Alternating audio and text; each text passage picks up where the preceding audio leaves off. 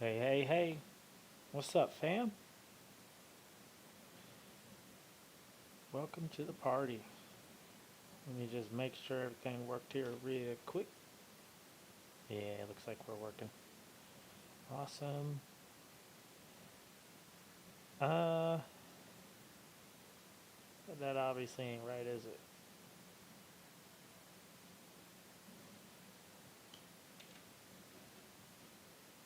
Hold on.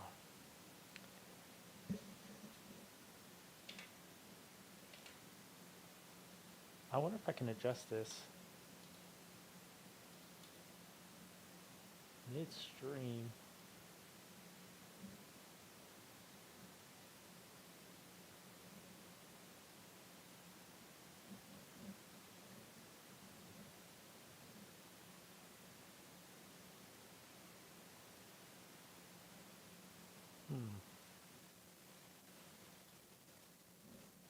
Alright, guys. OBS lesson for you. I'm on OBS. Oh, what's up, Todd? Alright, look at that. Why is it only capturing that much? Why is it doing that? See, before it was already kind of doing weird shit. So, boom.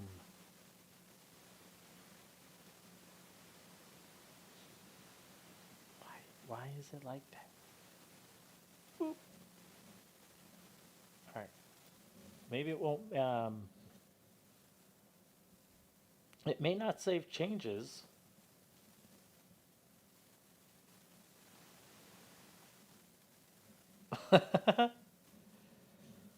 Oh wow, we're a lot closer, aren't we? Yeah, what happened? Why is it like that? Very interesting. Why is it like that?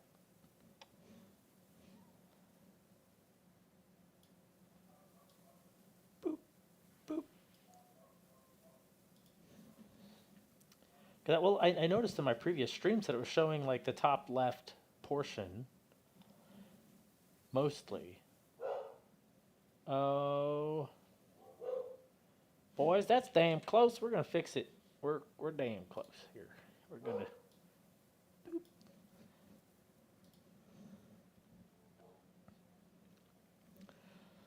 All right. Did we get it right this time?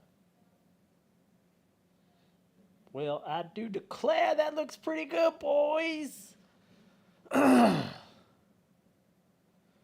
Nice. Yeah, square tunnel vision. All right. Set that right there. All right. Do you guys, if you hear me breathing on the mic, let me know. So, June 6th, 1944, free flight over Normandy. In the F-16 because it's quiet and easy to fly and it's fast as hell.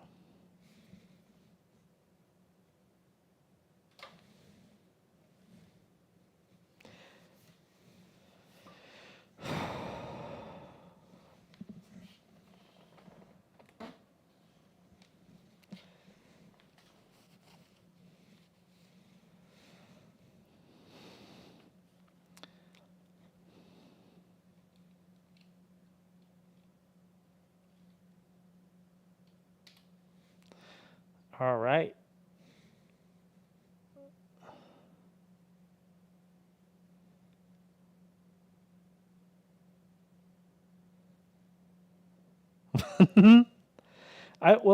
If you hear me breathe every once in a while, I suppose that's not bad. It's really, I don't want you hearing like mouth noises.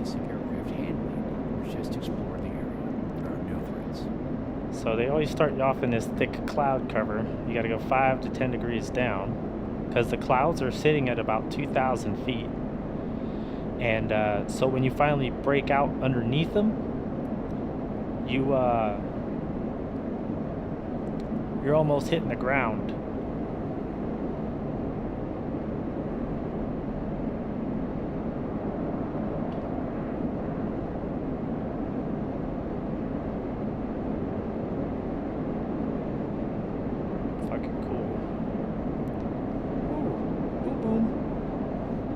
Yes, I am in a fourth generation jet flying around a World War II battle. Ah, that's scary. Bring it back down. Bring it back down. Uh-oh.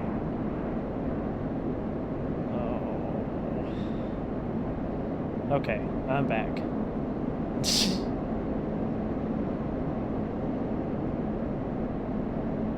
That is fucking sweet. Where you could, I don't know if you guys can see it as well as I can, but that area over there where the sun is breaking through, and you can tell that right now we're under a cloud. Here, I'm pointing at it. That is cool to me.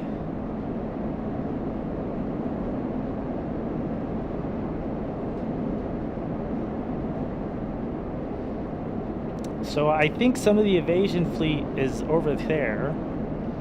We're gonna swing out wide.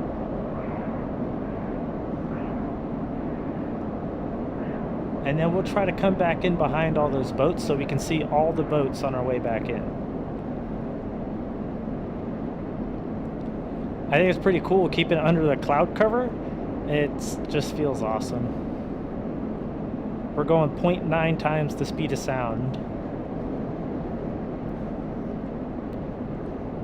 We're at about as much throttle as you can give it without going into afterburner. So, oh, there's planes up there. Cool. We should check those out.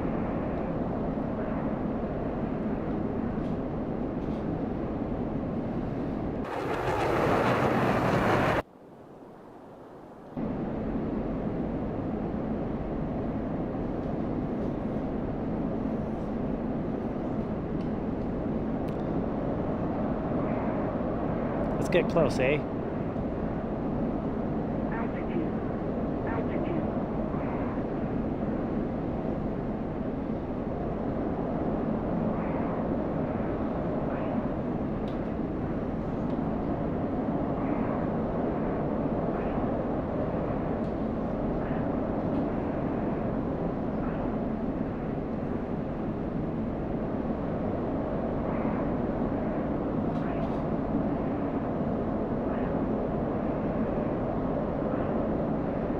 You know what? I could go slower.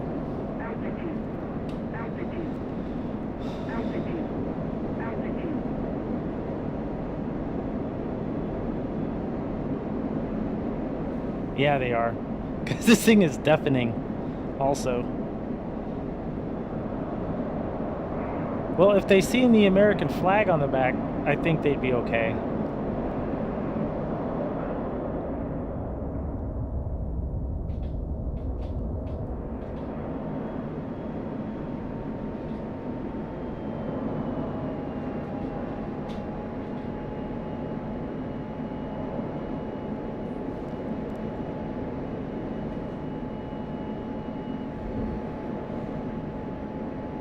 Something's happening around me, and I'm not sure what it is.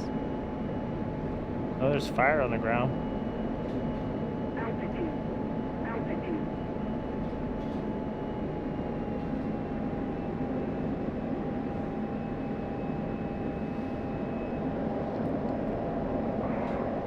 Yeah, we can go a lot slower. I shouldn't have been going so fast. You can't see shit when you go fast. Cool.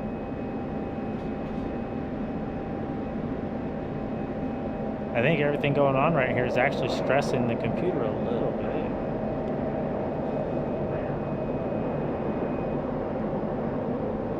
Woo!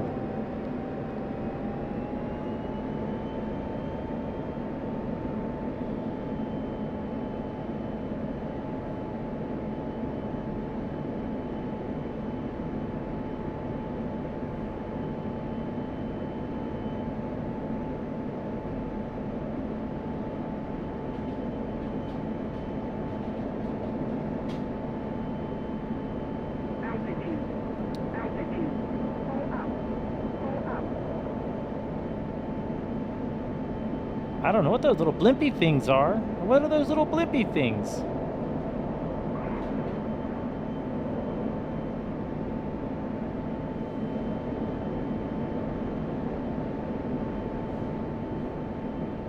Hey, what shit are y'all talking about me?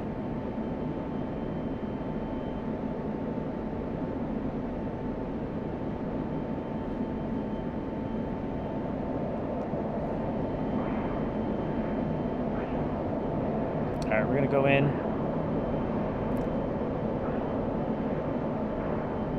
Hey, you think I can land on the beach?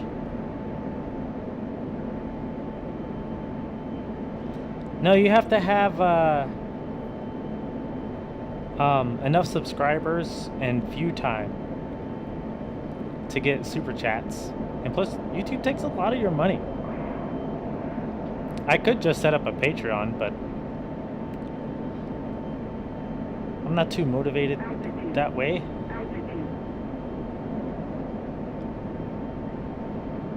What are those blimpy things? The fuck you got a blimpy blimp on you for? Dude, this thing is way too fast. You know, they have World War II carriers.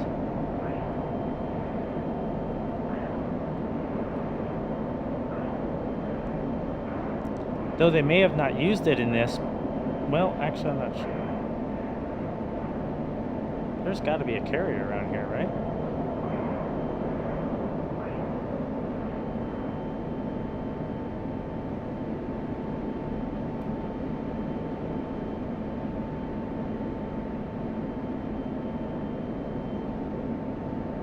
Oh, is there more boats over here?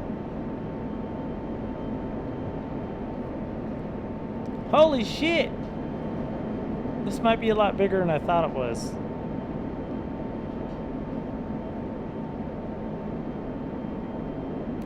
Well, I know they had carriers, I just didn't know that if they had them in this battle. Because I'm not sure, the Battle of Britain was so close to Britain's, you know, Britain was so close to France or whatever, they could just fly across the channel. But, you know, maybe they probably may have had carriers there. I have a printer that is freaking out. The carrier should stick out like a sore thumb even among these boats. That's probably not it. That's probably oil. Yeah. It might have some guns on it. I don't know. There are support vessels in the game, so there's not all just battleships.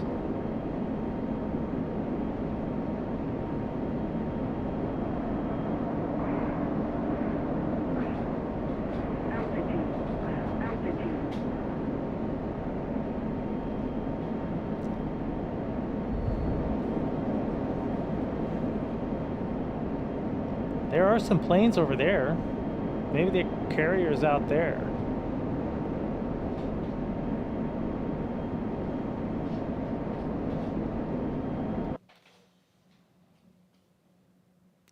Well, that's how big it is. Let me get the nose up so we know we're not losing altitude here. There we go. So this is the size of the map. We're down in here. L Chase, LS Chase.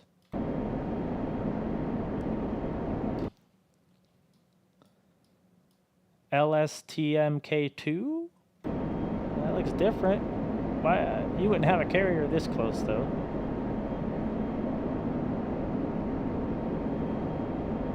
LM? Might not be right. Oh.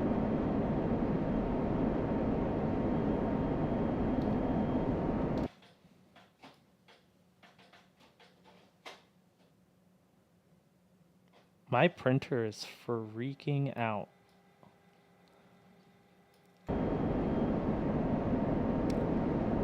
There's a bunch of Spitfires over here.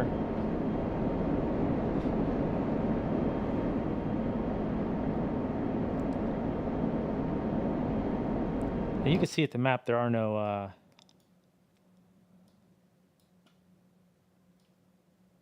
it's all just the LS Chase. Which is probably the same boat.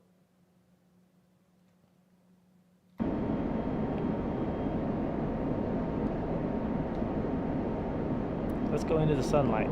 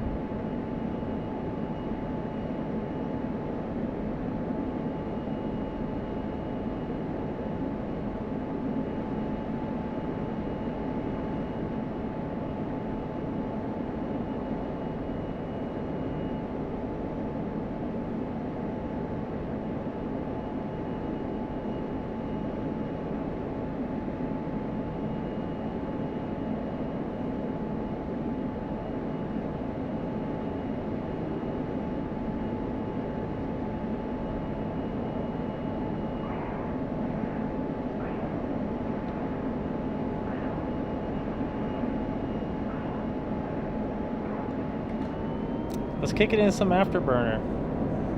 Let's get going real fast, and then we're gonna slide over these clouds and go look at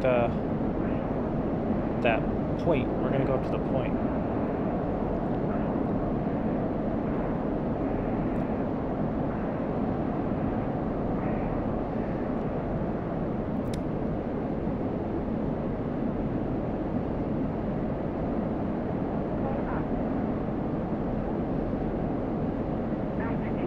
Yeah, let's go by the Spitfires and through the clouds.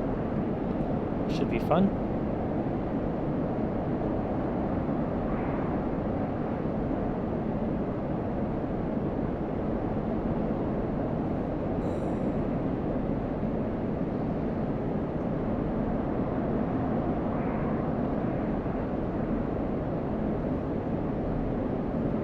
Damn.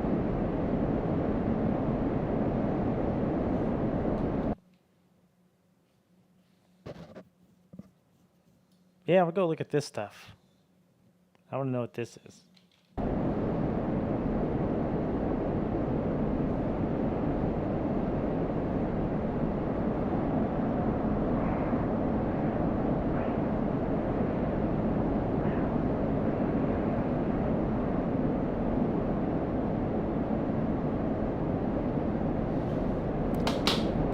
Uh-oh. I threw my mouse on the ground. Kind of need that. Oh, sorry.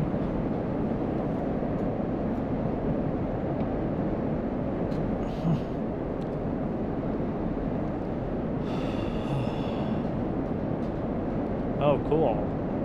That's a good perspective.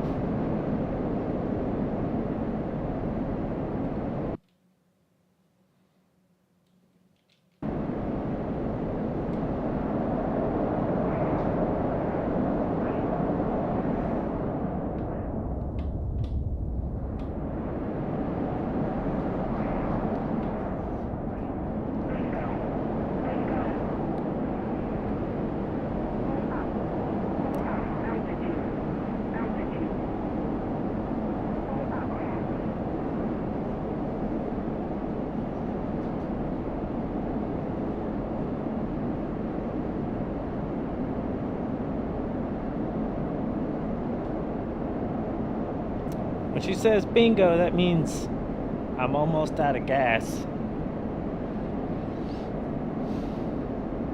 You know, I did not spend much time on the burner. I've already been flying for a little bit, so.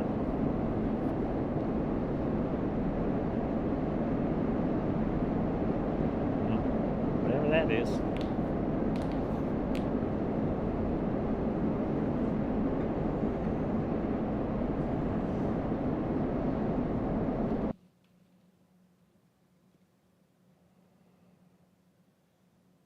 Oh, you know, I might not have the fuel to get there. Probably not.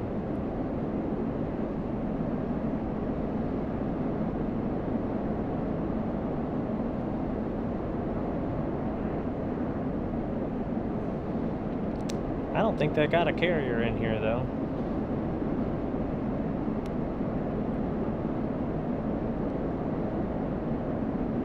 And he's probably 40 miles that way, or 100 miles that way.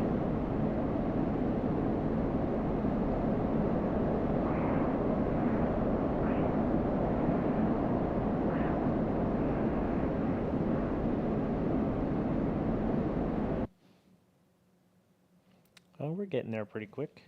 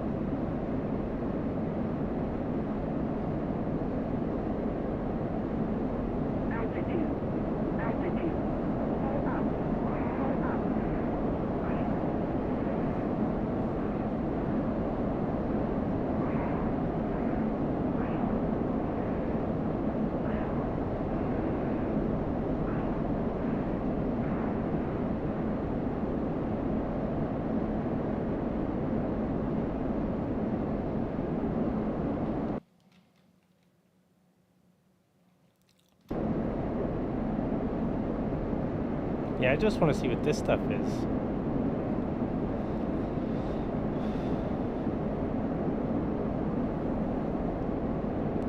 Yeah, we're gonna make it. If you guys are wondering where I'm looking, right here is your fuel. I have 800 pounds. I started with probably 7,200.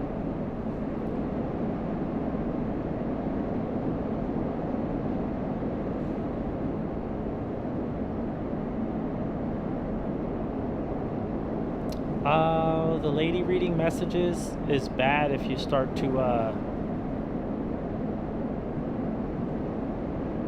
get a lot of messages.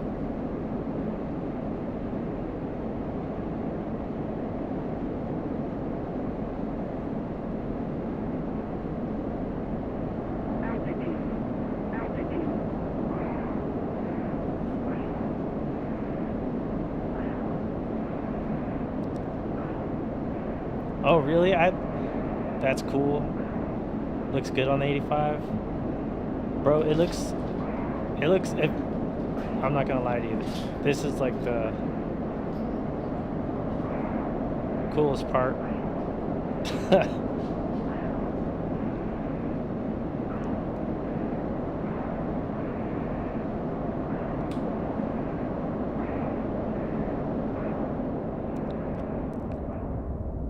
Pulling 9G 8.8. Let's make her pass out, huh? No, I guess not. Started running out of speed there.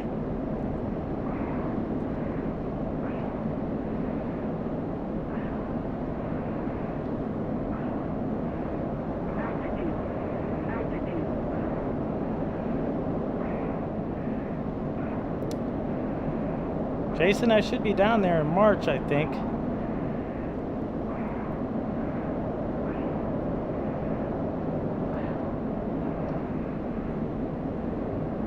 Oh, I got her wobbling.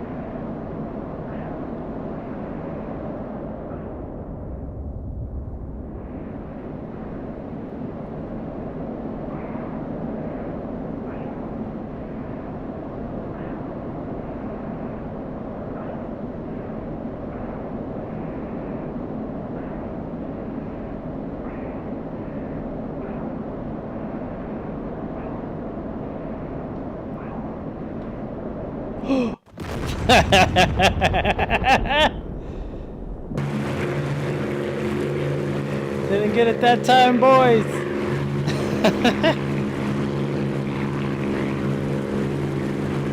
Alright, bro, you have to tell me more about that later. Good night, man.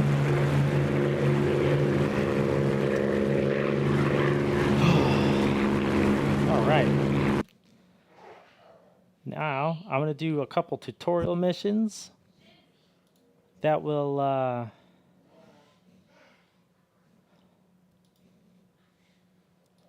think, can do some. There's got to be some way to do missions where, like, they're training missions. That ain't it. Mic off.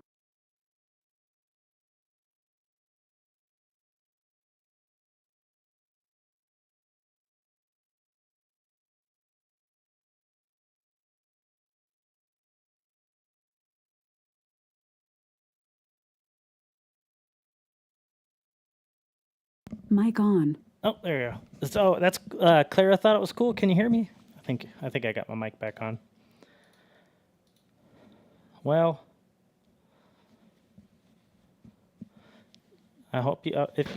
I'm about to blow stuff up. Maybe. Training. I found a training button. All right.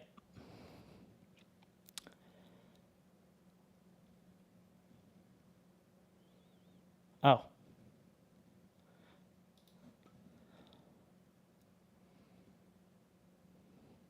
The AIM 9. This might be a little annoying. When you're locking on with the Sidewinder, it makes a growl sound. It's like a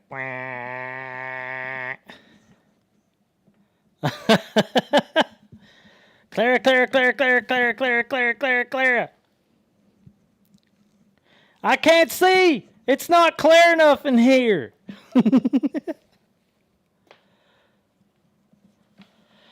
All right. So this guy's going to talk to me and tell me how to do stuff. And I'm going to try to follow his directions. And if everything goes right, I will shoot something down with an AIM-9 Sidewinder.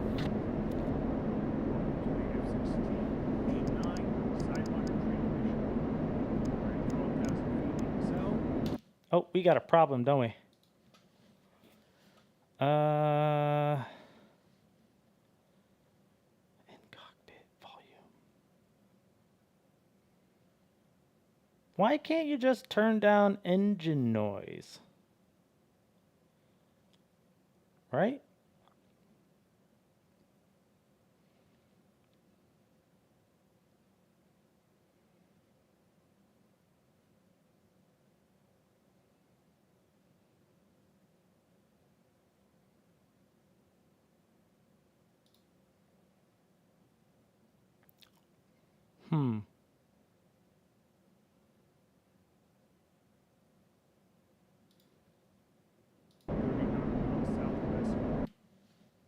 I don't think that solved my problem.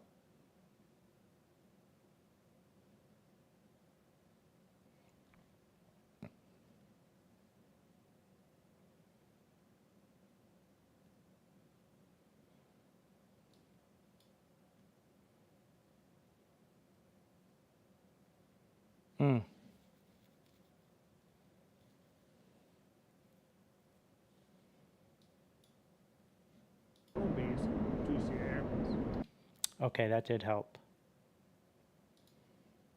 So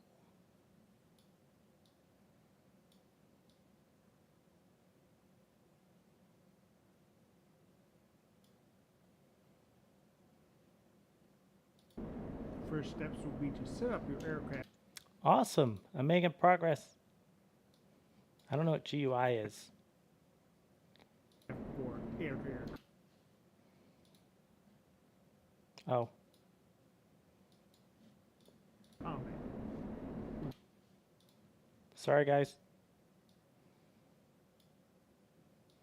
What's the world sound really quiet, huh? That's our problem here. I've been needing to fix this anyway. Ready to continue? Press the space bar.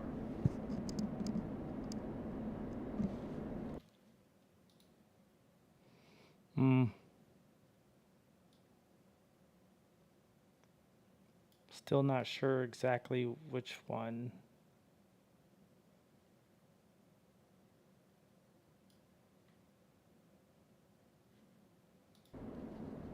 All right. To set up your F16 for air-to-air combat, first ensure master arm is on. It should already be in the correct position. When you do so, note that the right MFD should change to the Stores Management or SMS page. Use the right MFD OSP7 to switch between the 4 AIM-9 Mike that are wing mounted and the 2 AIM-9 Lima that are wing tip mounted. Wing tips? Both nomenclatures use AIM-9 LM. In the armpit? Plan, it might be better to use the AIM-9 Limas against the initial non-maneuvering targets, but the choice is yours. When ready to continue, press the space bar.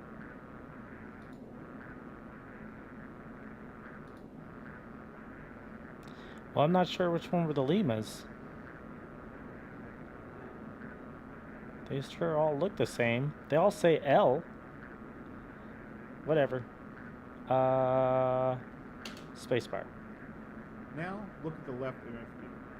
First, we will keep the radar in range while scan for this training. Finally, use the left MFB. You are now ready to be in a rear hemisphere AIM-9 engagement. You will need to accomplish the following steps fairly quickly, so take a minute to review them. 1. Find and lock the target on the radar. 2. accelerate and fly towards the target. 3. Uncage the AIM-9 Seeker. 4. Monitor range to the target using the radar, MFD, and HUD. 5. When in range and the missile is locked, sidewinder growl in your headset, shoot the AIM-9. When ready to continue, press the spacebar. Uncage.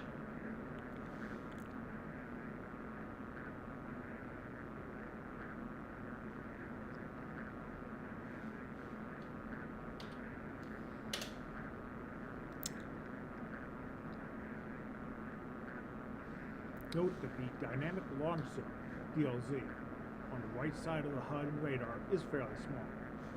This is because both you and the target are traveling in the same direction, producing a low closure rate. However, notice the IR Seeker's growl, indicating that it can readily detect the target's hot engine exhaust. Regardless of the missile's IR lock, it is best to close to inside the maximum range versus maneuvering target bracket on the DLC.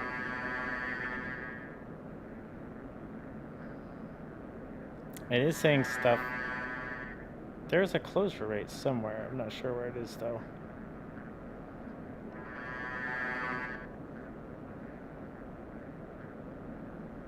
I know the growling noise is kind of annoying, especially if you're on your couch, like listening. That's our old target.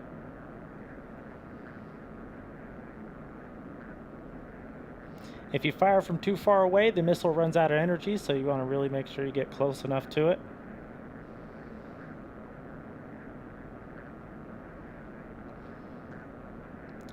Though it told me to uncage, I don't know what that even means.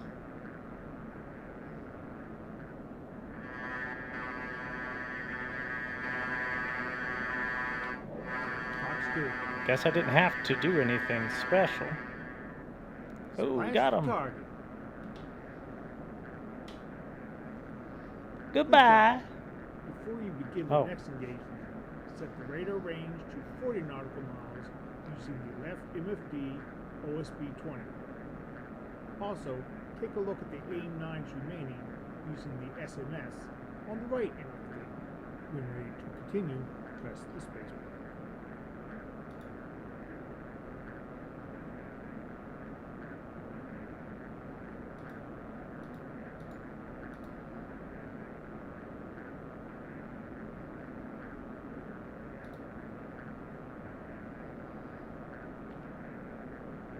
It looks like they're all AIM-9 Limas to me. I've used one.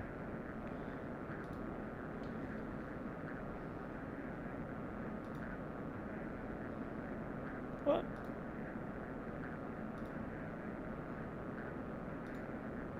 There you go.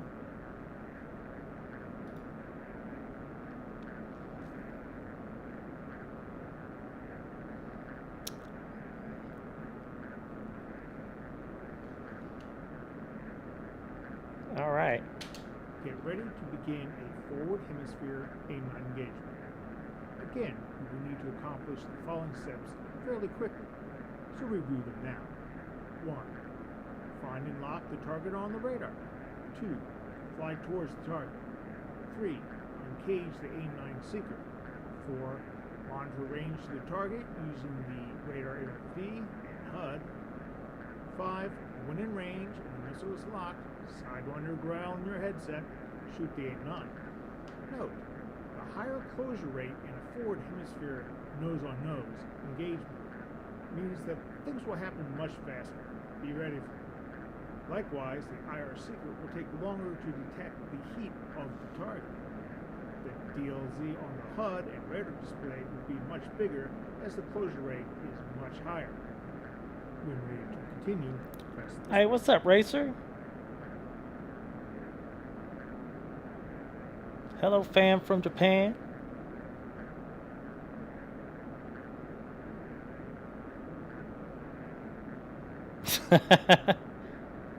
Doug, oh man.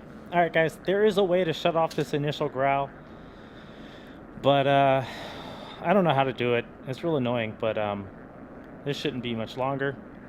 Looks like we've got some bad guys off the nose. Right now they're almost at about 10 miles.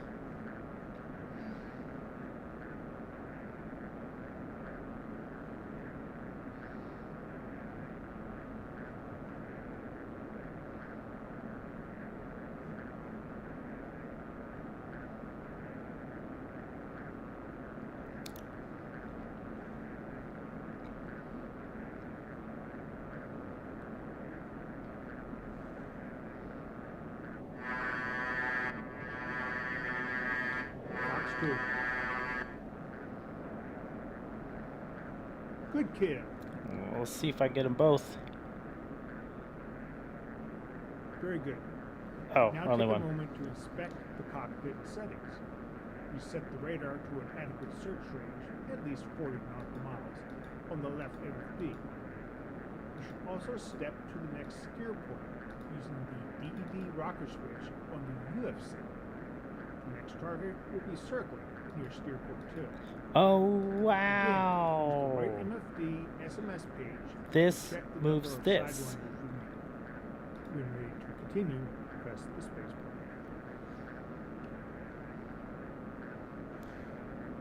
Two sidewinders and two sidewinders. So that's how many sidewinders? This time you must decide on the type of engagement, forward hemisphere or rear hemisphere, you will attempt. The target aircraft will continue to circle until you attack it with a missile. Once you shoot, the target will attempt to evade the missile and decoy the flares. It will also try to defend itself, however. Older, rear aspect only weapons. Good luck. When ready to continue, press the space bar. Alright, so my radar is showing some blippy blips over there, so we're going to go in that direction.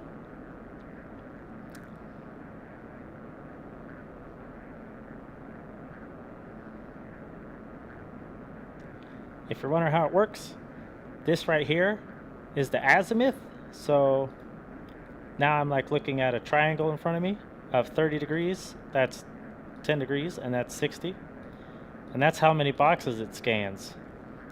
So it could pass one, then go down and pass another, then down and pass another.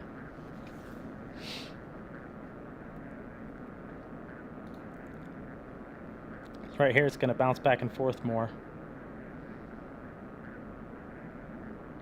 And I can point it in different directions too. You can see it showing the triangle coming off of me over here. That's the azimuth at 30 degrees. If I change it to 60 degrees, you see it's a lot wider.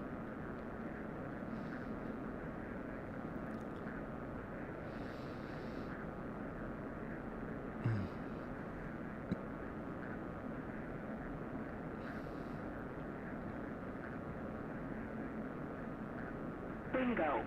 Bingo. Oh, I'm going way too fast.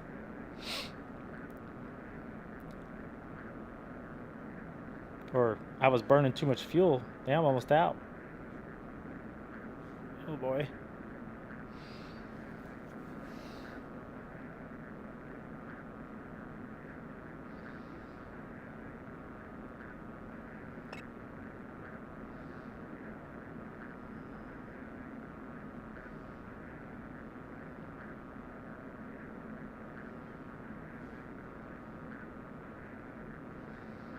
MiG-21.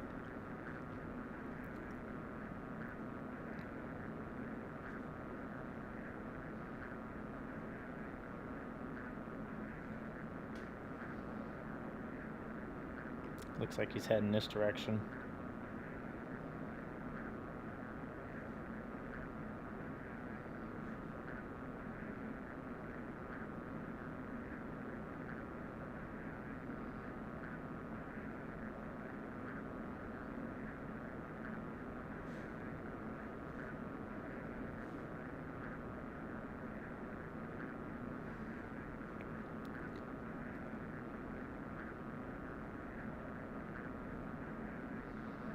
Oh, he knows I'm back here. He's already dropped. He's probably just randomly dropping flares. So he's in a left-hand turn now. I'm just kind of bringing in a high angle of attack.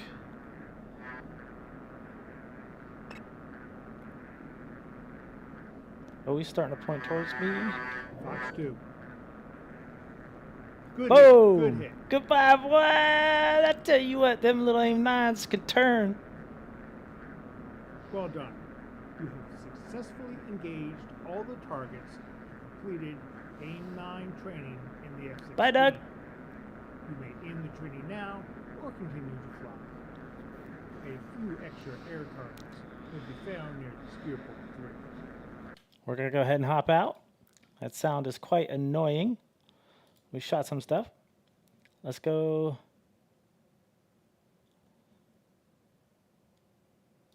AIM 120s.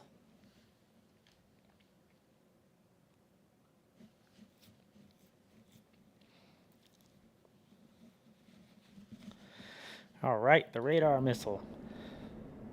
Welcome to the F-16C AIM-120 AMRAAM training mission. You are at 24,000 feet MSL. Overhead, your home airfield, Kitasi Air Base. First steps will be to set up your aircraft for air-to-air combat. When ready to continue, press the spacebar. To set up your F-16 for air-to-air combat, when you do so, note that the right MFD will change to the Stores Management page showing AIM-120 missiles are selected. Using the right MFD, OSB 7, you can switch between the 4 wing-mounted AIM-120Bs or the 2 wingtip-mounted AIM-120Cs. When ready to continue, press the spacebar.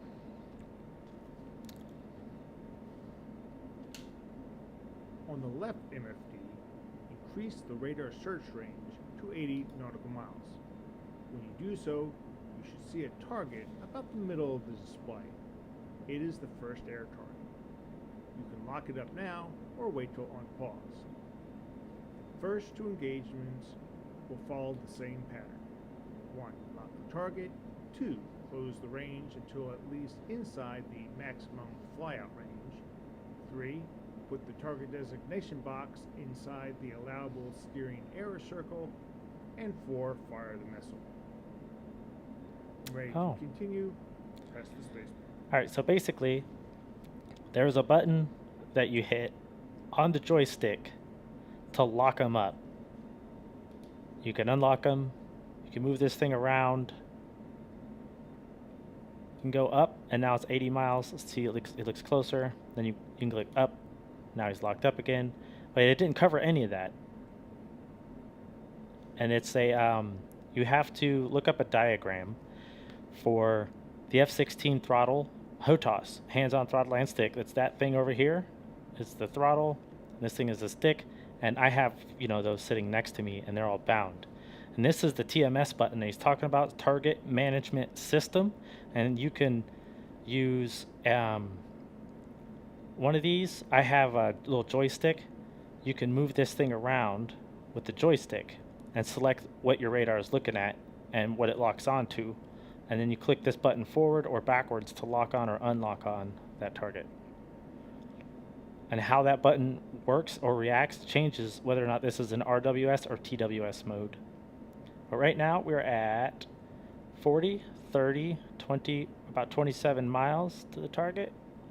Maybe 24. But yeah, we're very close. So this will indicate this is the MAR, no escape zone. Once this is him, the person you're locked onto, once he's in here, you fire that missile, he probably ain't getting away from it. The only problem is we're trying to launch an AMRAAM at like 300 knots.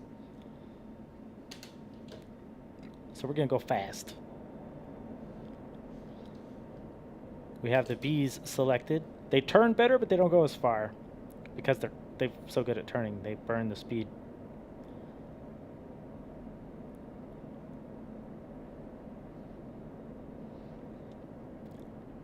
I don't know what direction he's heading either. And I can't see the There he is. You see he's coming down. Once it reaches this box, that's when you fire. And the higher and faster you are, the better. Oh, see, right now he's only at 16 miles. But because we're not going high or fast. Well, we just broke the speed of sound. But we're going to take him. Here we go. Fox 3.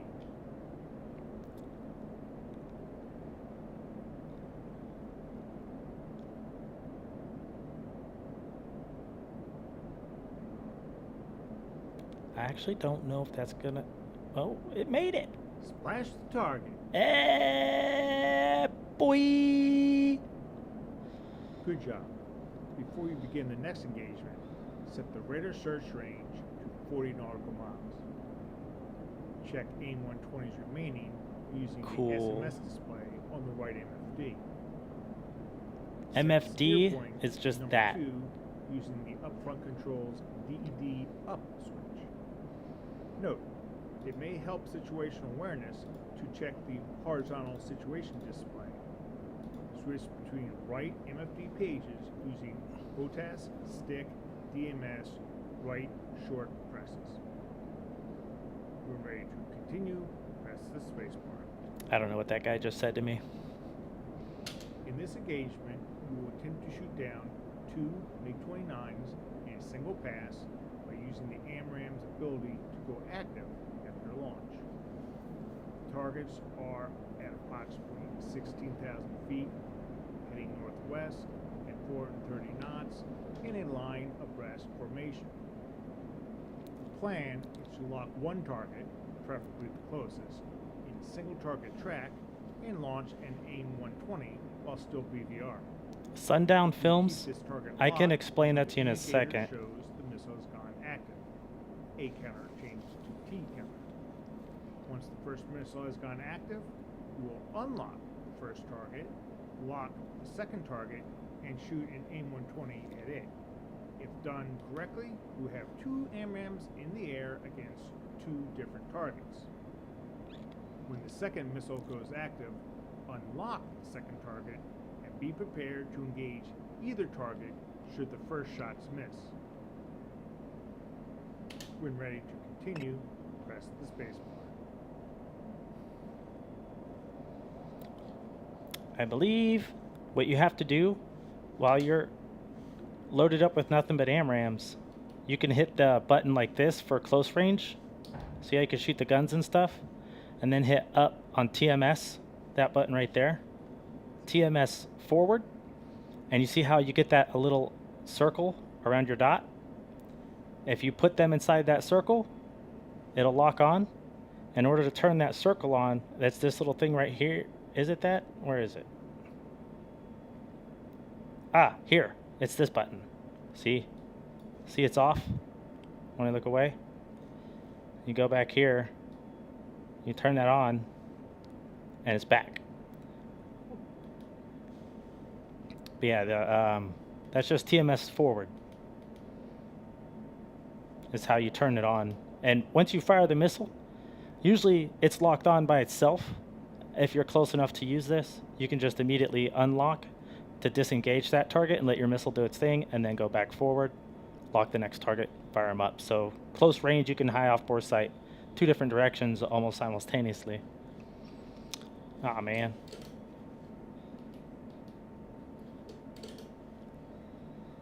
All right, let's go this way, right? Let's get some speed going.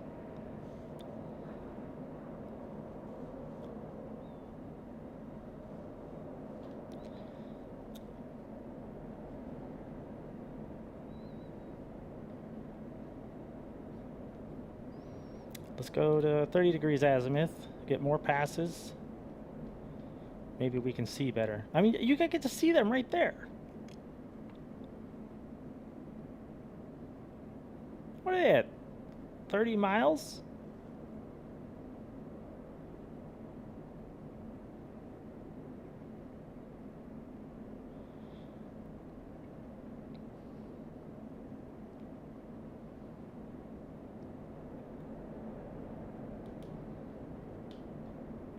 Fox 3. Oh, you know, that was probably too early.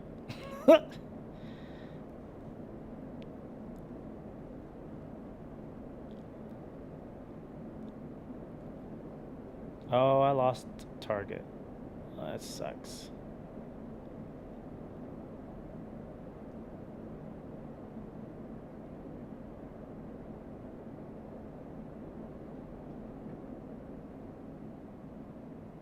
I lost visual too.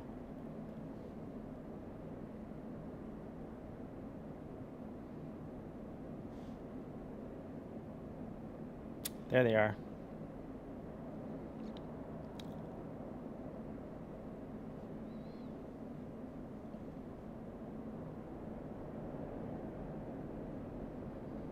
I mean, this isn't ideal, is it? This isn't ideal at all.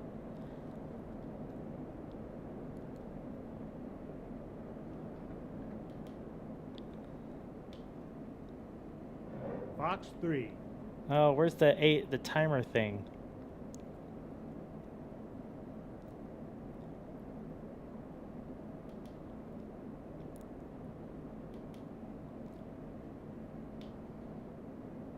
Fox 3. Ah, there it is. The T-14. I think. Once that T turns into an A, then I can disengage. See, it says T9, T8, T6. See, I'm behind, so I was supposed to be head on with him. You can't fire it from behind, it'll never get him. Splash the target. Well, that's... Good kill. Oh, what? I did the thing! Ha! Suckers! Well done. Now take a moment to inspect the cockpit settings. Reset the radar to at least 4 nautical mile search range on the left MFD. Step to the next steer point 3, using the DED up switch on the upfront controls. On the right MFD SMS page, check the remaining AIM-120s. For this run, an AIM-120C is preferable, but not necessary. Alright, I got my two Also, AIM-120Cs on the left. page, use OSB-19 to set the missile to bore. This will force it to use foresight mode. When ready to continue, press the spacebar. What did he say about forcing it to do foresight mode? Modules. I got a bunch of modules because when you first download it gives you 50% off, so I just bought a bunch of them. I couldn't tell you all that I have though. I mostly play the P51 and F16 right now. But I've just started. I'm just learning. I don't really know shit.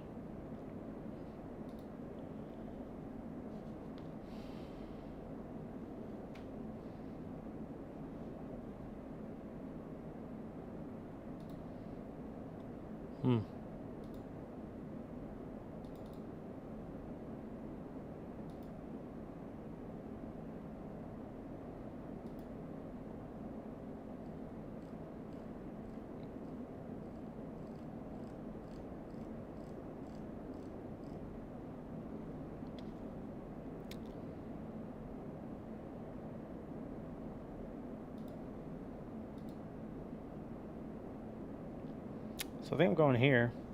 And I think he wants me to bore sight. This engagement will be a mad dog shot.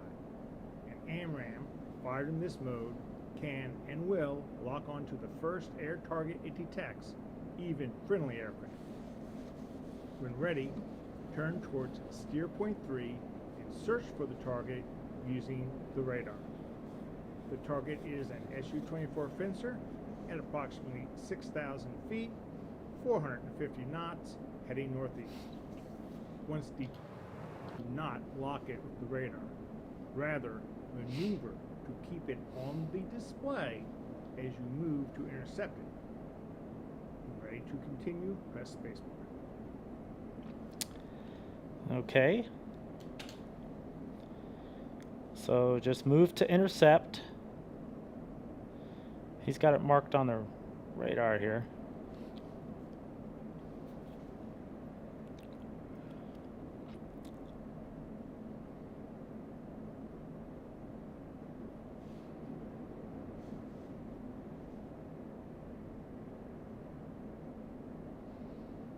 Oh, there he is. See him down here? Off to the left just a little.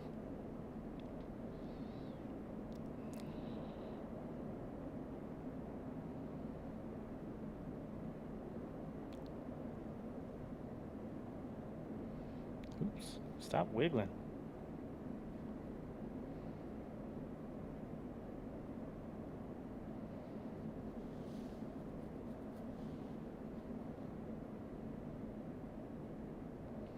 Yeah, I'm going to try to pick up some altitude here.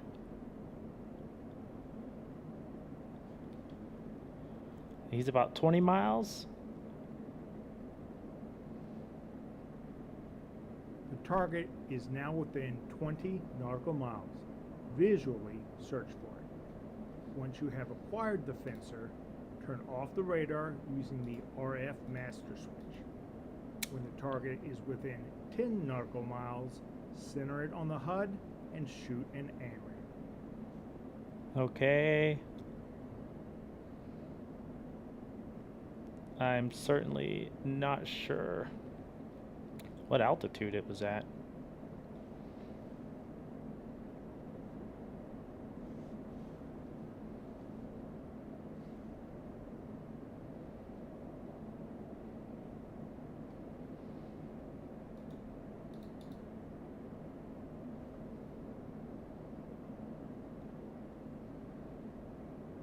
Ah, there it is. They made it easy. All right, we're close. Fox 3. 10 kilometers.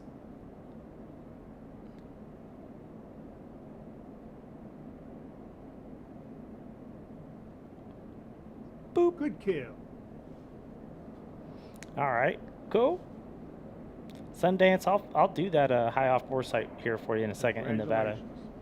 You have successfully engaged all the targets and completed AIM-120 training in the F-16C Viper.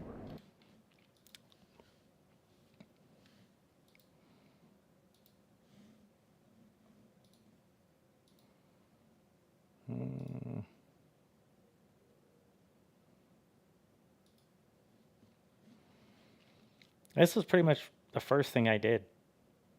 This is the first thing I learned to do because I wanted to be able to at least do something that was fun. It's such an uphill battle learning in this game. I was like, I just want to do something fun. That way it can keep me interested as I move along. I ain't had much time either, so it's not like I've progressed very far. That's why I'm doing these training missions.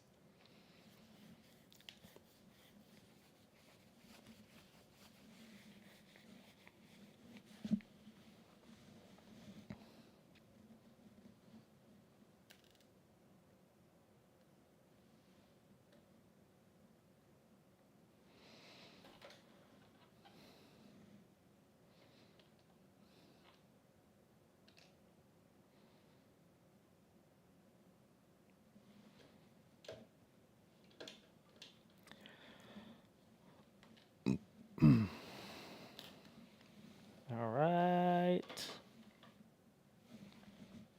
Oh, there we go. Cool.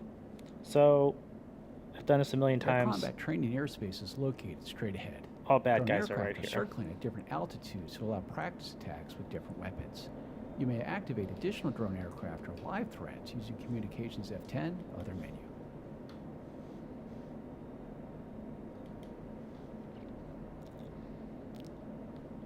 Oh, you can see them. I just got a new graphics card, so I can see all kinds of shit I couldn't see before. Visual range was a lot closer.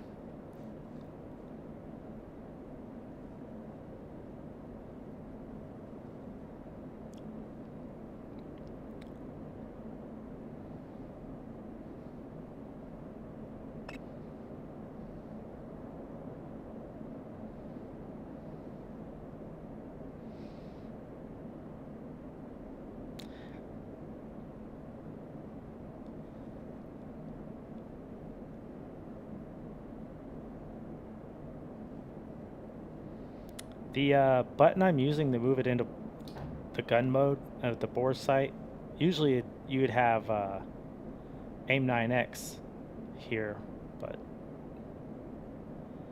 you know, switching from this mode to this mode, it's on the throttle. It's one of those, it's where your index finger would fall.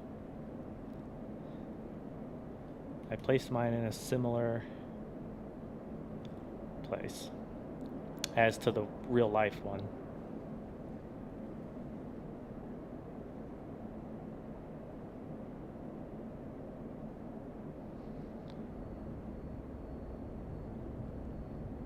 Obviously these are drones that don't shoot back. I probably wouldn't be an idiot right now.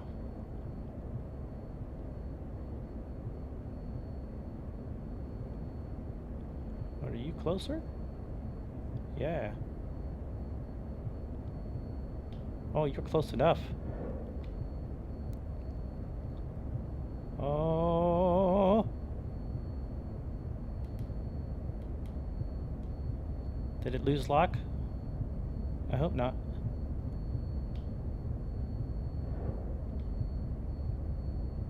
Are we doing the thing? Are we doing the thing? Are we doing the thing?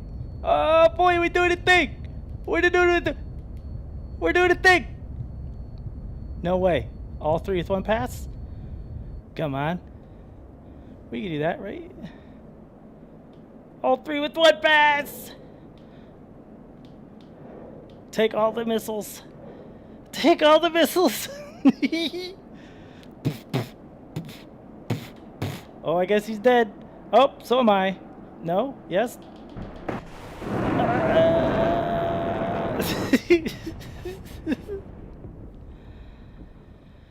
Damn. I hit the ground before he did. That was kind of awesome. Yeah, that was pretty awesome. Yeah, if you don't have your, you got to get your key bindings for everything that's on the throttle and the stick. I can't remember what all of it's called. Oh, you know what? Oh. I do remember the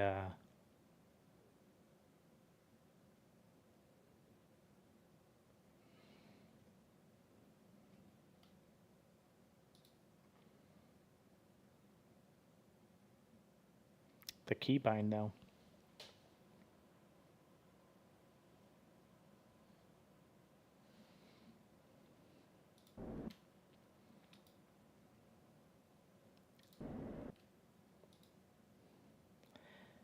If you, oh man, what is it going to be? Oh, you know, it's going to be hands-on throttle and stick. And then dogfight missile override switches. See these buttons here? I've got the missile override. The missile override's the one for AMRAAMs, we'll say long range. And then the dogfight one, it forces you into like bore sight mode. And that's where if you have like 6 AMRAAMs on you and you hit this button, then all you have to do is get your heads-up display on and then click TMS forward or up, and it will show you that little circle. And then the center just brings you back to what you have when you take off or land. Yeah, that's all that is. And this is what it looks like when you cycle through them. Located straight ahead. Drone aircraft are circling at different altitudes. That's center. Practice attacks with different weapons. Long-range AMRAAM, I guess you could say. Additional And then, drone aircraft you know, or live dogfight. threats using communications F10, other menu.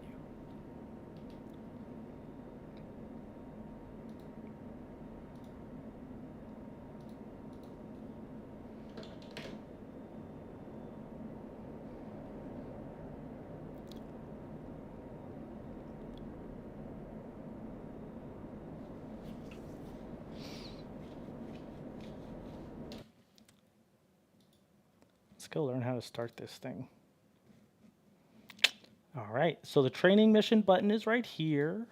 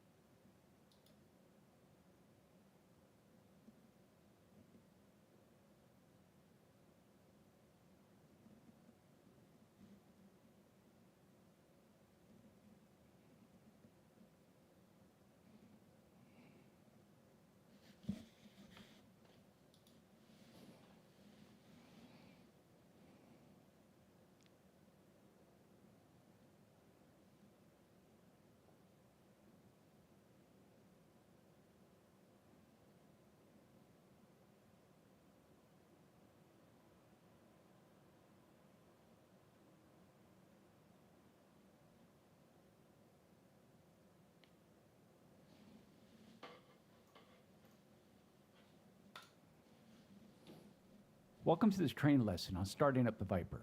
In some missions, you'll find yourself in a cold and dark Viper that you'll need to bring to life. While this can be a rather long process described in the manual, you can also enable the auto start function. However, for this lesson, we'll review the full startup procedure. Press spacebar when you're ready to get started. As we go, remember a right click generally positions the switch up, while a left click positions the switch down.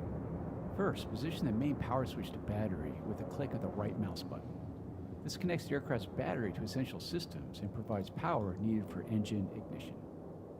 Just below the switch on the same panel, verify the amber FLICUS relay light is illuminated. This is a check that the flight control computer's fault monitoring system is operating. Press spacebar to continue. Now, position the FLICUS power test switch to the test position and hold it in place with the right mouse button. The 4 FLICUS power lights next to the switch should illuminate. Returning to the electrical panel, the FLICUS relay lights we're just looking at should turn off, and the TO FLICUS and FLICUS PMG lights should be on. This test verifies operation of flight control computer with aircraft battery as the power source. Release the switch and press spacebar to continue.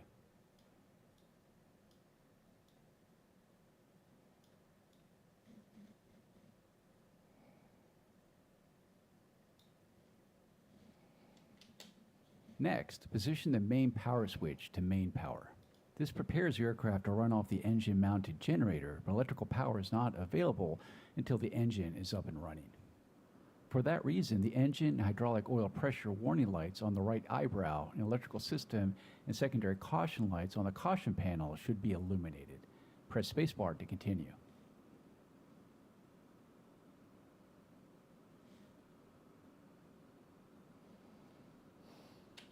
On the EPU panel that is just outboard of the main power switch, you'll want to verify the EPU generator and EPU PMG lights are off. Illumination of either indicates criteria for EPU activation are met.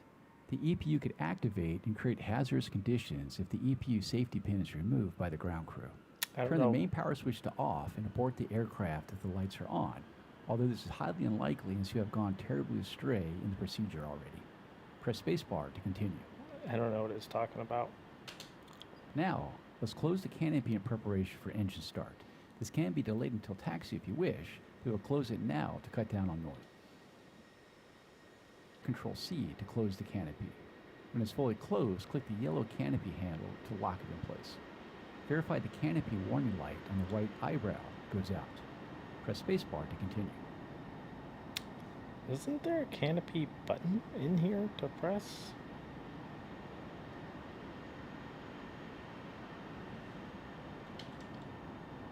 Ah.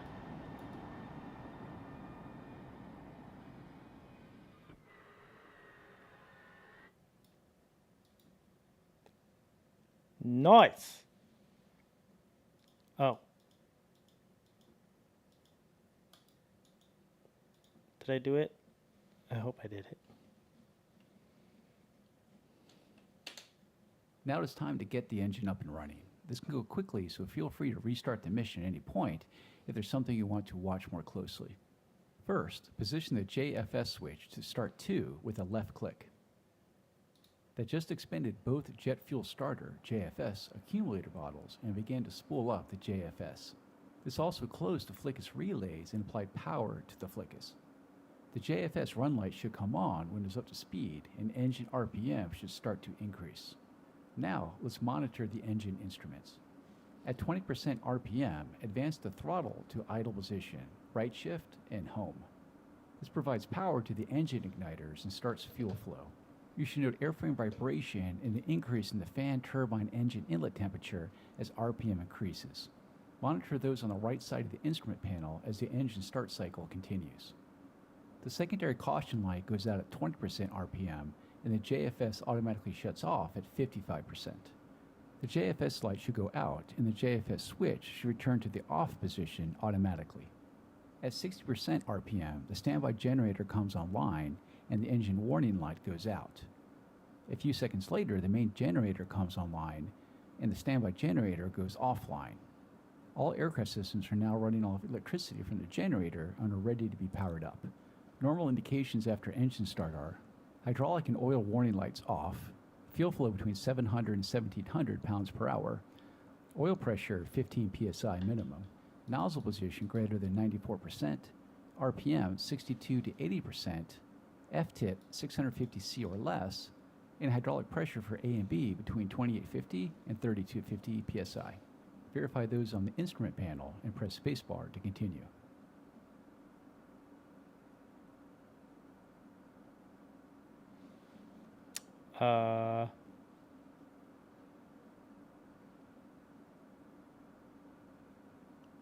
What?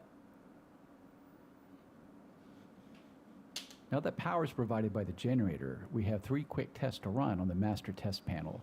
Position the probe heat switch to probe heat.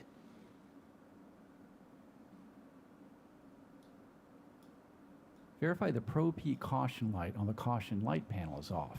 Illumination means one or more probe heaters are inoperative or failure of the monitoring system has occurred. Now, position the probe heat switch to test. The probe heat caution light should flash 3 to 5 times per second. The probe heat monitoring systems are inoperative if this does not occur. Return the probe heat switch to the off position. Press spacebar to continue.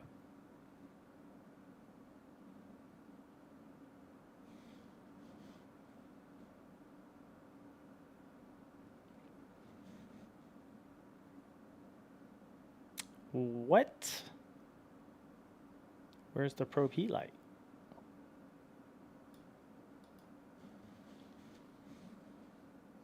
Next, depress the fire and overheat detect button. Verify that the engine fire warning light and the overheat caution light are illuminated when the button is pushed. This checks for continuity of the fire and overheat detection loops. Press spacebar to continue. Well, that don't look right either. I've messed it up. Then, depress the malfunction indicator lights button. All cockpit warning, caution, and indicator lights should illuminate when the button is depressed. Voice message system audio alerts should play in priority sequence. A brief landing gear warning horn should be heard prior to the warning and caution words. Press spacebar to continue.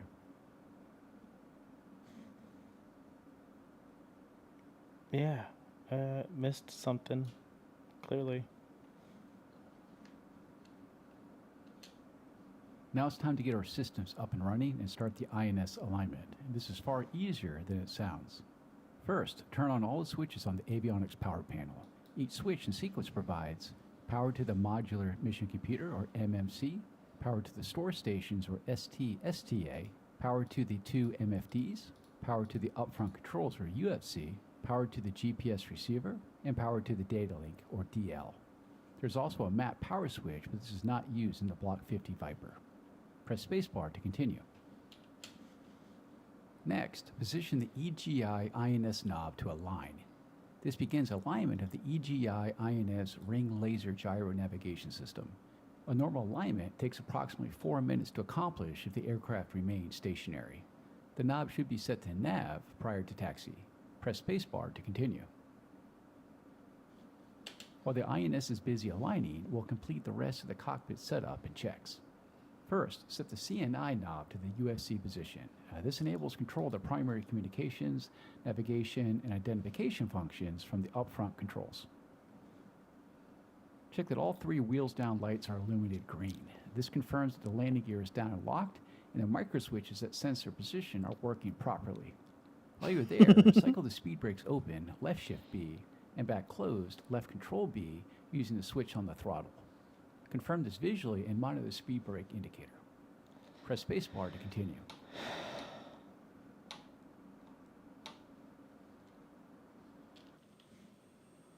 You know, I can see the wheels are down.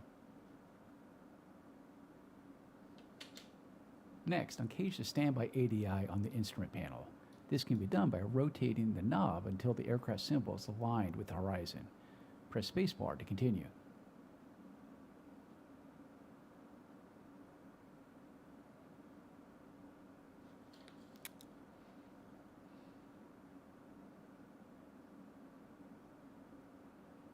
Oh, well, ain't that something? On the sensor power panel, turn on these 3 switches. Right hardpoint switch, on if the targeting pod is installed. FCR switch. All right. I've clearly messed this up, though. There's no point. Gotta start over.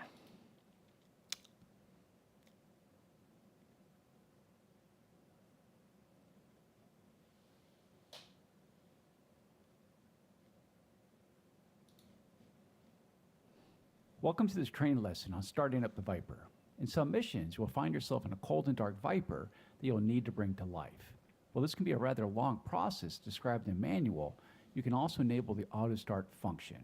However, for this lesson, we'll review the full startup procedure. Press spacebar when you're ready to get started.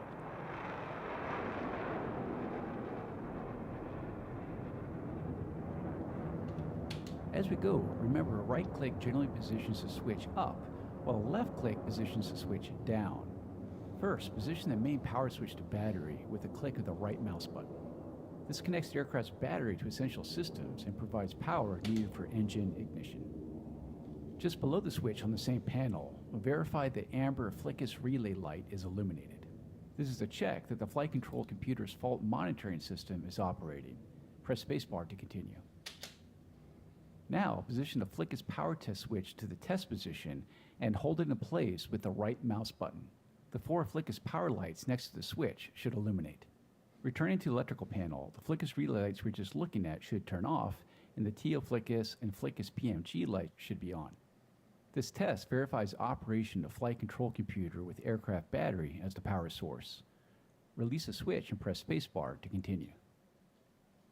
So you hold that up. The test ones you hold. Next, position the main power switch to main power. This prepares the aircraft to run off the engine-mounted generator, but electrical power is not available until the engine is up and running. For that reason, the engine and hydraulic oil pressure warning lights on the right eyebrow and electrical system and secondary caution lights on the caution panel should be illuminated. Press spacebar to continue. Oh, is this the... Oh. Damn, thing's all fucked up. Come on, couldn't I get a new jet? Anyway. On the EPU panel that is just outboard of the main power switch, you'll want to verify the EPU generator and EPU PMG lights are off. Illumination of either indicates criteria for EPU activation are met. The EPU could activate and create hazardous conditions if the EPU safety pin is removed by the ground crew. Turn the main power switch to off and abort the aircraft if the lights are on, although this is highly unlikely as you have gone terribly astray in the procedure already. Press spacebar to continue.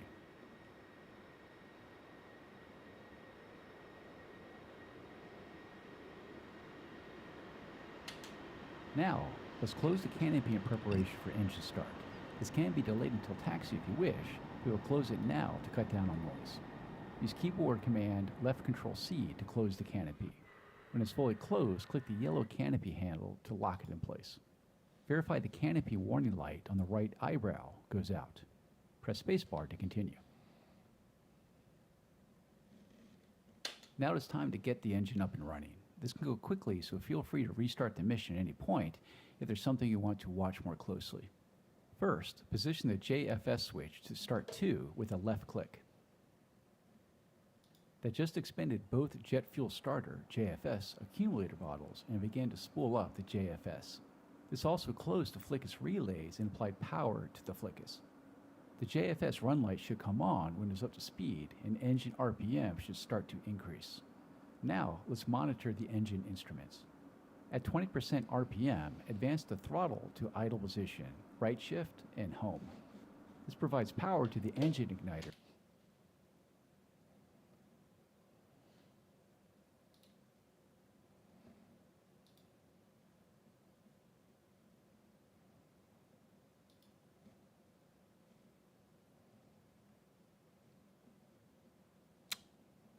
What?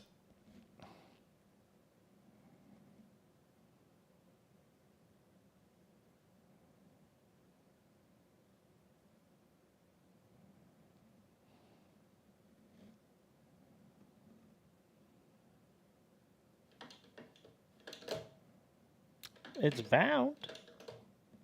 Clearly.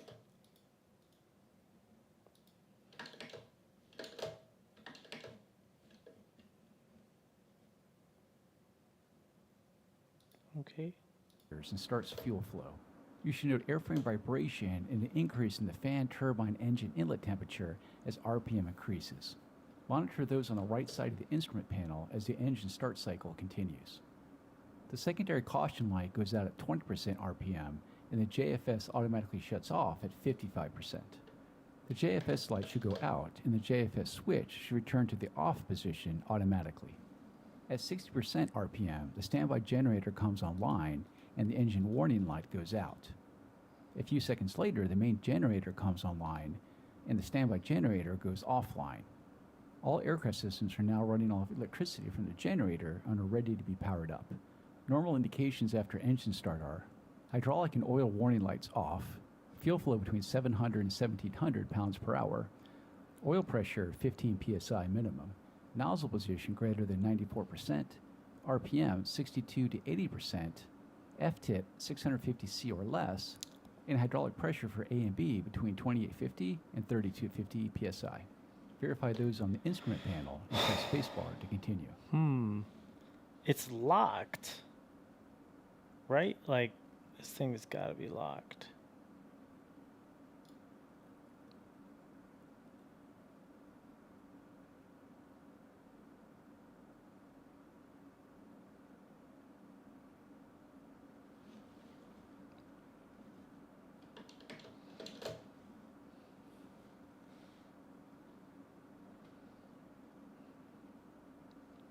Right shift home.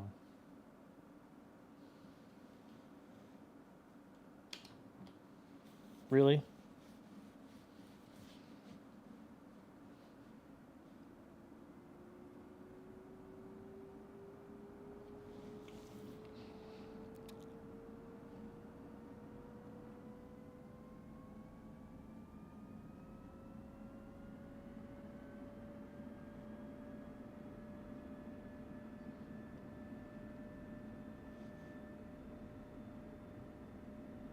Wow.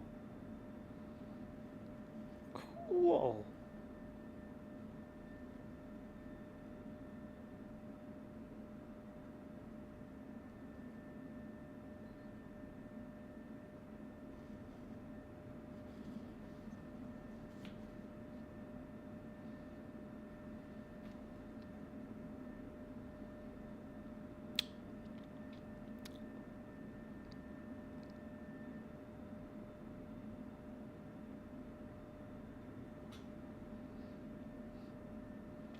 All right, yeah, we looking good.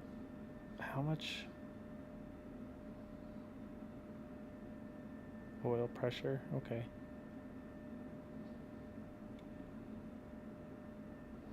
Engine RPMs. All right, these are some gauges I ain't never looked at before.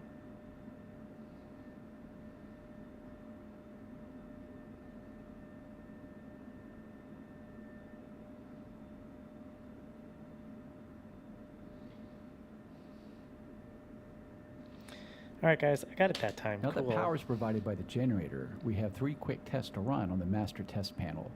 Position the probe heat switch to probe heat. Verify the probe heat caution light on the caution light panel is off.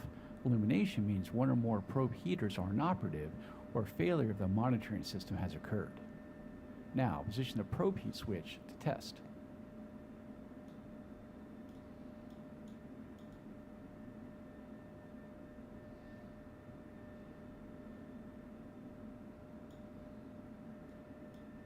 The probe heat caution light should flash 3 to 5 times per second. The probe heat monitoring system is inoperative if this does not occur. Return the Cool. probe heat switch to the off position. Press spacebar to continue. So the tests, I probably won't have to Reaper. Cool. Next, depress the fire and overheat detect button. Verify that the engine fire warning light and the overheat caution light are illuminated when the button is pushed. This checks for continuity of the fire and overheat detection loops. Press spacebar to continue. Well. Oh, okay.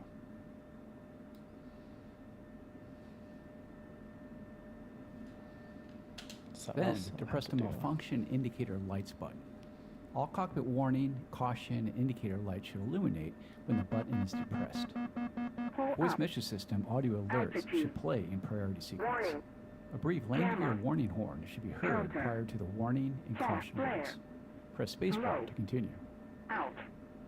Block. Caution. Bingo. Data. IFS.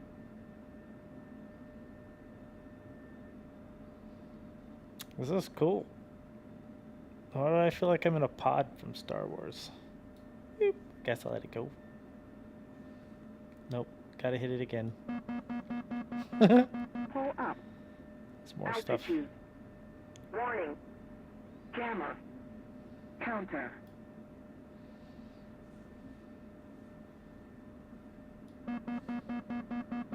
Pull up.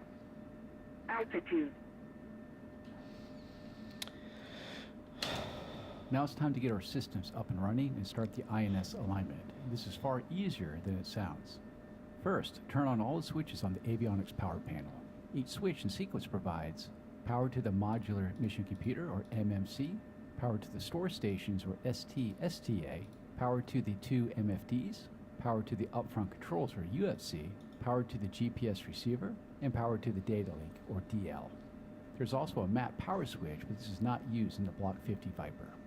Press spacebar to continue.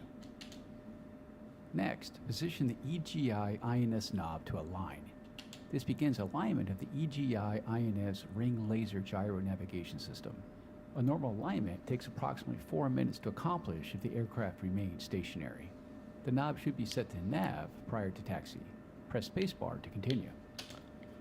While the INS is busy aligning, we'll complete the rest of the cockpit setup and checks. First, set the CNI knob to the UFC position. This enables control of the primary communications, navigation, and identification functions from the upfront controls. Check that all 3 wheels down lights are illuminated green. This confirms that the landing gear is down and locked, and the micro switches that sense their position are working properly. While you're there, cycle the speed brakes open, left shift B, and back closed, left control B, using the switch on the throttle. Confirm this visually and monitor the speed brake indicator. Press spacebar to continue.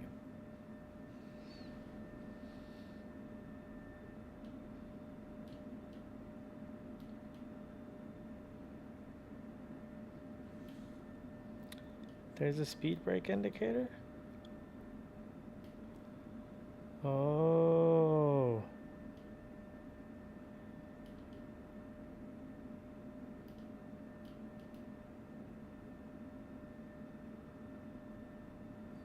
Cool. It's way better than looking behind you.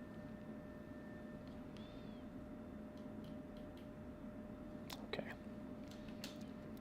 Next, uncage the standby ADI on the instrument panel. This can be done by rotating the knob until the aircraft symbol is aligned with the horizon. Press spacebar to continue. On the sensor power panel, turn on these 3 switches. Right hardpoint switch, on if the targeting pod is installed, FCR switch to FCR, radar altimeter switch to radar altimeter. Radar and radar altimeter transmissions are inhibited until the aircraft becomes airborne, but activation of these systems may be delayed until just before takeoff. Press spacebar to continue. Now we're down to a series of checks that may be run to verify proper operation of the aircraft systems. We will start with the check of the engine operation in the secondary engine control mode. This mode is selected in the case of a failure of the engine-mounted digital computer that controls scheduling of the engine fuel flow. First, raise the switch guard and position the engine control switch to SEC. Verify the SEC caution light is on and engine RPM is stabilized. RPM may drop up to 10% from the PRI value before stabilizing. Stabilized SEC idle RPM may be up to 5% lower than in PRI. Press spacebar to continue.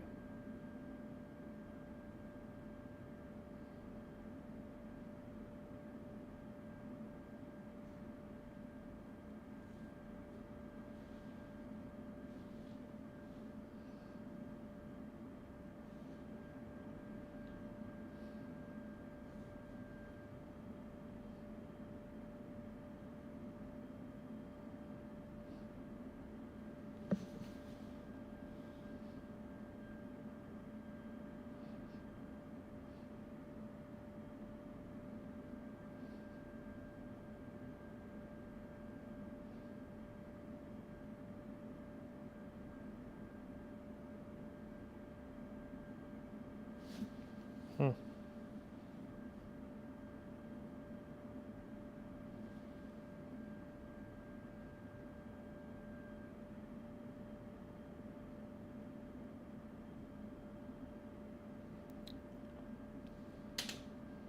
Now hold down the wheel brake for the next part so your aircraft does not move. Snap the throttle to mill and then back to idle when engine RPM reaches 85%. Check for normal indications and smooth operation.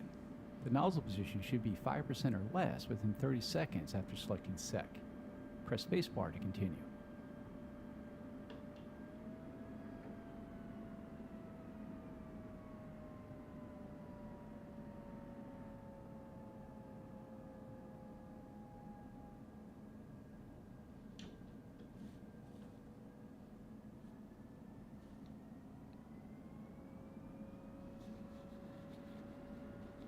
I do not know why it shut off or if it was supposed to.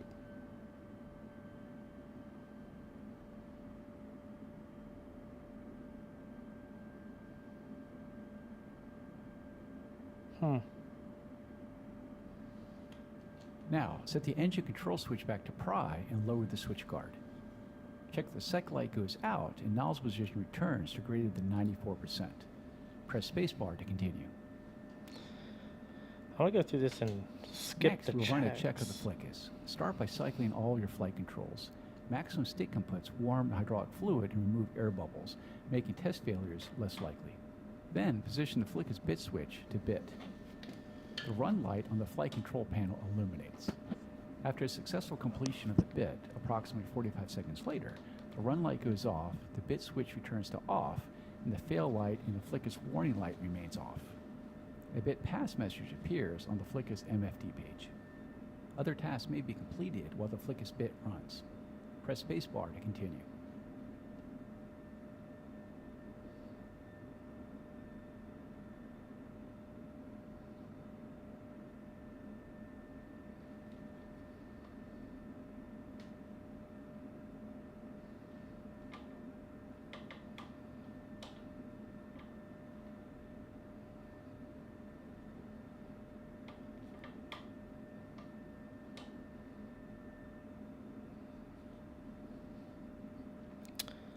All right. Position flickus bit switch to bit. Boop.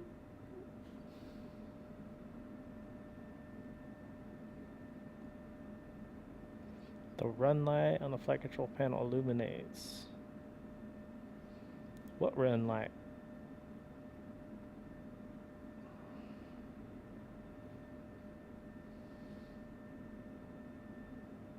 Or I guess better, what flight control panel?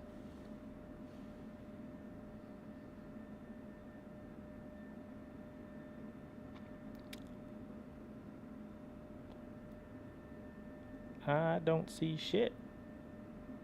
Where's the... My one chance to learn where the... Ah, I found it!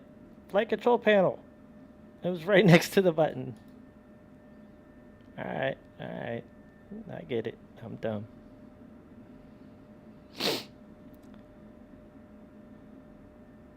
Okay. Onward. Now we'll test a fuel quantity indicating system. You will do this by checking the state of the fuel quantity indicator with the fuel quantity knob in the different positions. Start by positioning the fuel quantity knob to test. On the fuel quantity indicator, the FRAL pointer should indicate 2,000 plus or minus 100 pounds, and totalizer should indicate 6,000 plus or minus 100 pounds. The forward and aft low fuel caution lights should illuminate. The quantity readouts in the other positions should match the aircraft's actual fuel load. After the check is complete, set the fuel quantity knob back to the norm. Press spacebar to continue.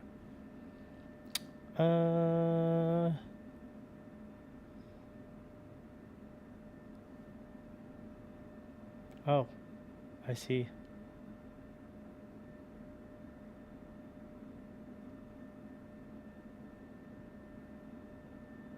Cool. Oh, and I'm holding the button to test everything. When you test something, you gotta hold it. It doesn't just stay there. All right, cool. Onward. Next, let's check the operation of the digital backup software. It is used if problems arise with the primary flickus software. First, position the digital backup switch to backup. Verify that DBU on warning light illuminates and operate your controls. All surfaces should respond normally. Next, return the digital backup switch to off. Verify the DBU on warning light goes off. Press spacebar to continue.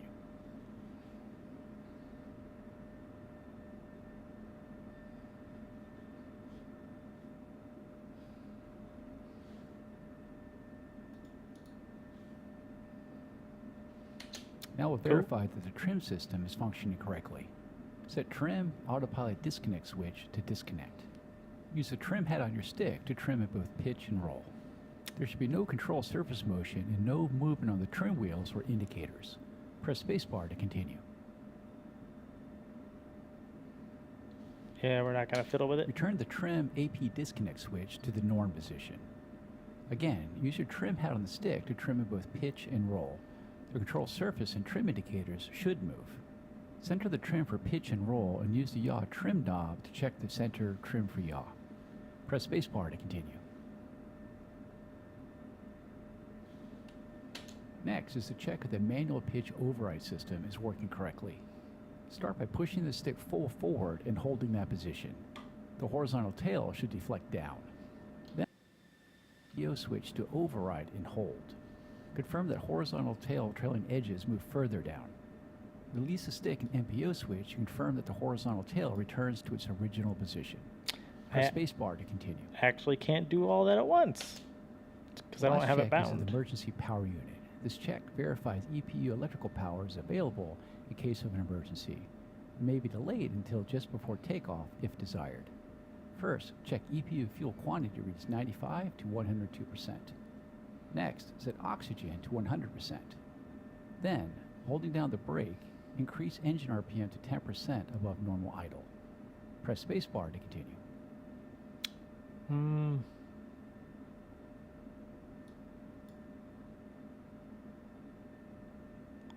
So we did that. Where's the EPU fuel quantity? Isn't some EPU stuff over there?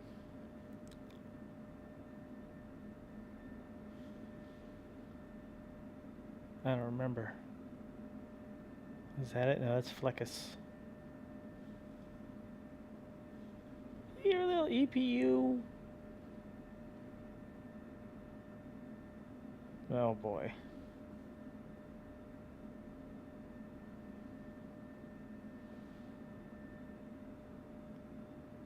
Oh. I found it. EPU.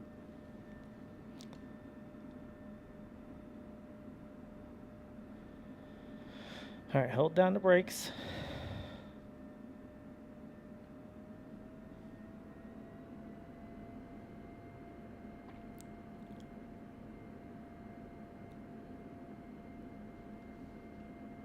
Set the EPU generator test switch to EPU generator and hold it in position.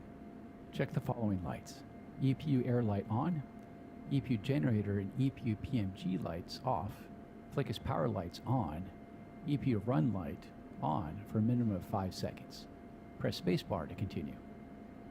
I mean, is this just a test?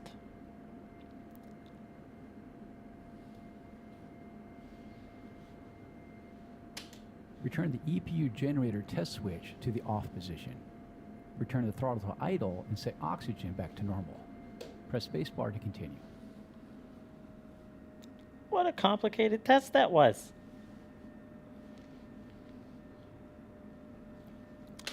That's it.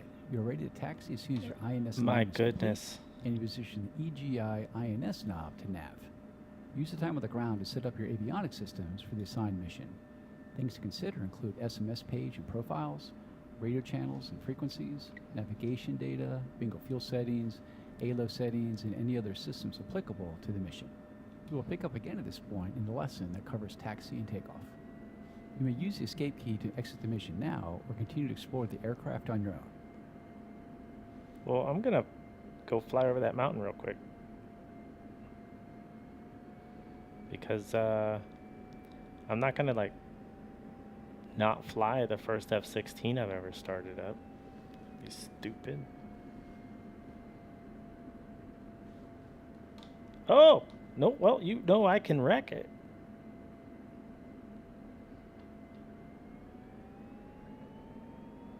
Oh yeah, we got it. No big deal.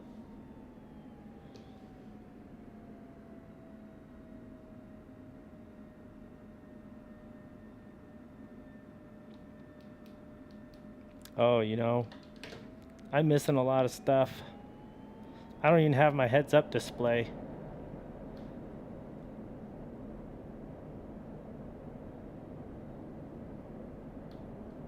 Well, we can hope for the best, eh?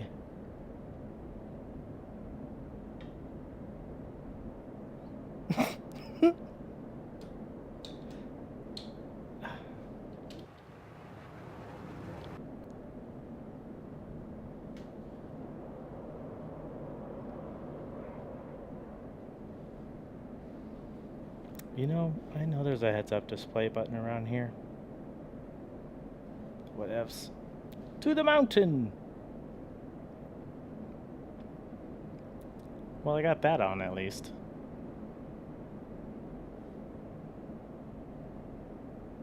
I just wanted to see this landscape.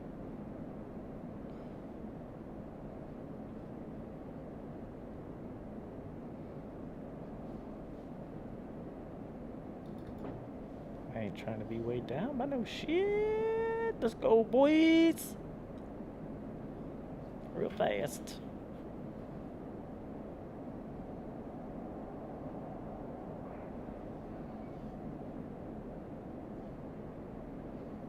Oh, that's cool.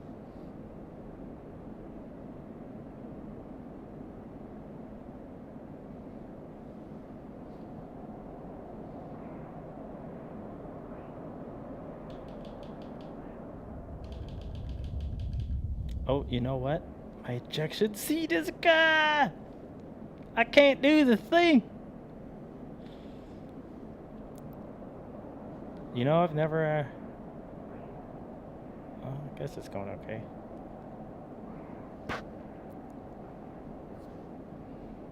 That is a hell of a view.